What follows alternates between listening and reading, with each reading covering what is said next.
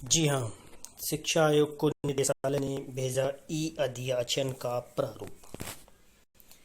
ई अध्याचन का प्रारूप एडेड महाविद्यालय एवं एडेड महाविद्यालयों में शिक्षक भर्ती के लिए जिस प्रारूप पर अध्याचन उत्तर प्रदेश शिक्षा सेवा चयन आयोग को भेजा जाना है, उसे आयोग की सहमति से उच्च एवं माध्यमिक शिक्षा निदेशालय ने तैयार कर दिया है और इसके साथ ही इसे कार्मिक विभाग के साथ साथ शिक्षा आयोग को भी भेज दिया गया है। तो ये उन कैंडिडेट्स के लिए खुशखबरी है जो एडेड महाविद्यालय में शिक्षक भर्ती की तैयारी कर रहे हैं। इसी अनुरूप अब एनआईसी ई अध्याचन पोर्टल भी तैयार करेगा। ई अध्याचन पोर्टल पर संबंधित विभाग शिक्षक भर्ती का अध्याचन उपलब्ध कराएंगे ताकि नई भर्ती के लिए विज्ञापन जारी किया जा सके। वर्तमान में उत्तर प्रदेश शिक्षा सेवा चयन आयोग में पूर्णकालिक अध्यक्ष नहीं है, क्योंकि आपको पता है जो पूर्णकालिक जो अध्यक्ष थी उन्होंने अपने पद से इस्तीफा दे दिया था, क्योंकि वो कोई भी भर्ती अपने 2 साल के उसमें कार्यकाल में नहीं करवा पाई। तो इस वजह से कहीं ना कहीं दबाव भी था, तो उन्होंने अपना इस्तीफा दे दिया। अध्यक्ष के चयन के लिए 21 अक्टूबर तक आवेदन लिए जा रहे हैं, अर्थात आज अंतिम डेट है आवेदन लेने की। आवेदनों की स्क्रीनिंग के बाद साक्षात्कार के माध्यम से अध्यक्ष का चयन किया जाएगा। इस बीच पूर्व की बैठक में लिए गए निर्णय के क्रम में ई अध्याचन पोर्टल तैयार करने के लिए प्रारूप को अंतिम रूप दिया जा चुका है। इस प्रारूप के अनुरूप पोर्टल तैयार करने की प्रक्रिया चल रही है। इस दिशा में आयोग के जो सचिव हैं, शिक्षा सेवा चयन आयोग के जो सचिव हैं मनोज कुमार, उन्होंने उच्च एवं माध्यमिक शिक्षा विभागों से समन्वय कर पोर्टल तैयार कराने में लगे हैं। अर्थात अध्याचन भेज दिया गया है और आपका जो है पोर्टल जो है इससे संबंधित ई अध्याचन पोर्टल वो तैयार किया जा रहा है शिक्षक भर्ती से संबंधित।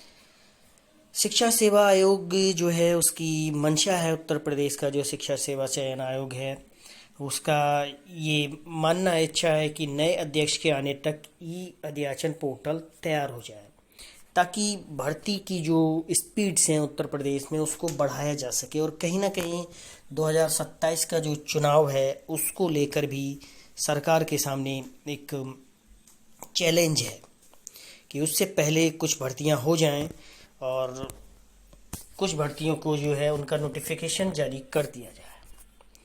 तो आयोग की भी मंशा है, आयोग पर भी गवर्नमेंट का जो सरकार है उसका प्रेशर है और नया अध्यक्ष मिलने तक वो सोच रहे हैं कि ई अध्याचन पोर्टल तो कम से कम तैयार हो ही जाए, ताकि आयोग की बैठक के निर्णय के क्रम में अध्याचन लेकर नई शिक्षक भर्ती पर निर्णय लिया जा सके, अर्थात नई भर्ती की जा सके। उधर उच्च एवं माध्यमिक शिक्षा निदेशालय ने क्रमशः महाविद्यालय एवं माध्यमिक विद्यालयों में रिक्त पदों का विवरण जुटा लिया है। तो उन कैंडिडेट्स के लिए खुशखबरी है यहाँ पर जिनमें जो माध्यमिक विद्यालयों की तैयारी कर रहे हैं।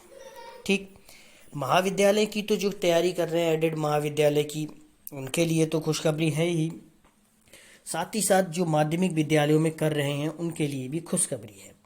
माध्यमिक विद्यालयों में पात्र वही अभ्यर्थी होंगे जो बीएड होंगे और टीईटी क्वालिफाई की होगी उन्होंने, वो माध्यमिक विद्यालयों में अपने सब्जेक्ट के अनुसार पात्रता रखेंगे।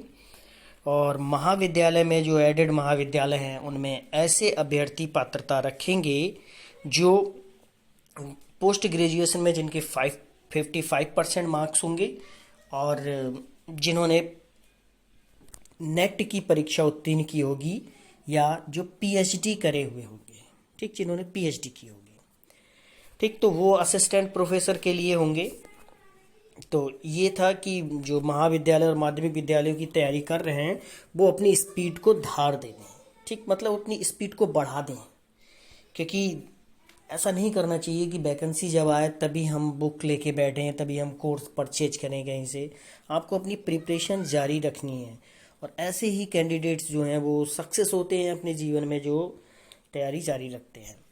तो रिक्त पदों का ब्यौरा जुटा लिया गया है महाविद्यालय और माध्यमिक विद्यालयों में, और ई अधियाचन पोर्टल तैयार होते ही अधियाचन ऑनलाइन कर दिया जाएगा। इसके अतिरिक्त बेसिक अल्पसंख्यक, इस देखिए बहुत बड़ी वैकेंसियां आने वाली है उत्तर प्रदेश में, क्योंकि काफ़ी समय से वैकेंसीज नहीं आई हैं। तो इसके अतिरिक्त बेसिक में भी वैकेंसी आने वाली है। प्राइमरी में 2018 में वैकेंसी आई थी, जिसका 6 जनवरी 2019 को पेपर हुआ था। उसके बाद से कोई वैकेंसी नहीं आई है। प्राइमरी में 69,000 वैकेंसी जो आई थी वो आई थी। तो बेसिक में भी वैकेंसी आने की संभावना है। अल्पसंख्यक कॉलेजेस जो स्कूल्स हैं उनमें वैकेंसी आने की संभावना है। एडेड जूनियर हाई स्कूल है उनमें वैकेंसी आएगी। अटल आवासीय महाविद्यालयों अटल आवासीय विद्यालयों में वैकेंसी आएंगी। तो इन सब के लिए नियमावली अभी तैयार नहीं होने से शिक्षक भर्ती प्रक्रिया ठप है। इनकी नियमावली बनेगी और इनमें भी वैकेंसियां आने वाली हैं। तो आप अपनी तैयारी जारी रखें और वैकेंसियां आएंगी। ठीक है।